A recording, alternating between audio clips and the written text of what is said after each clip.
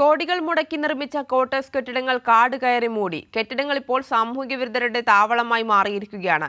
ഇടുക്കി നെടുങ്കണ്ടത്താണ് താലൂക്ക് ആശുപത്രിക്ക് സമീപം GST വകുപ്പിന് കീഴിലുള്ള കെട്ടിടങ്ങൾ നാശത്തെ നേരിടുന്നത്.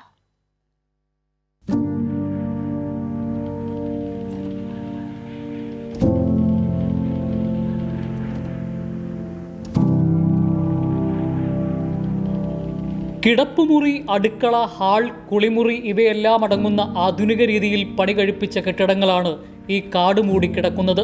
ഇത്തരത്തിലുള്ള 20-ലധികം കെട്ടിടങ്ങളാണ് ഇവിടെ GST വകുപ്പിന് കീഴിലുള്ളത്. അവയാണ് ഇതുപോലെ കാട് കയറി നാശത്തെ നേരിടുന്നത്.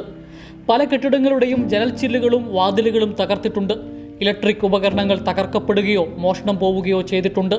രാത്രികാലം കെട്ടിടങ്ങൾ സാമൂഹ്യ വിരുദ്ധരുടെ താവളമായി മാറുകയാണ്.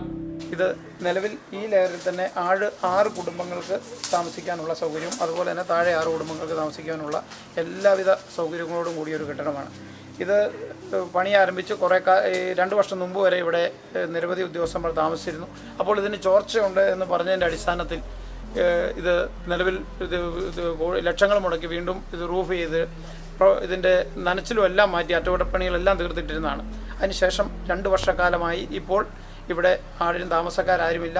അതുപോലെ ഇത് കാട് കയറി പാമ്പും പന്നിയും ഒക്കെ ഒരു താവളമാക്കി മാറ്റിയിരിക്കുകയാണ്. അതുപോലെ തന്നെ ഒരു സാമൂഹ്യ വിരുദ്ധരുടെ ഒഴിഞ്ഞ ഒരു ഇടം എന്ന നിലയ്ക്ക് സാമൂഹ്യ വിരുദ്ധരുടെ ഒരു താവളമായിരിക്കുന്നു.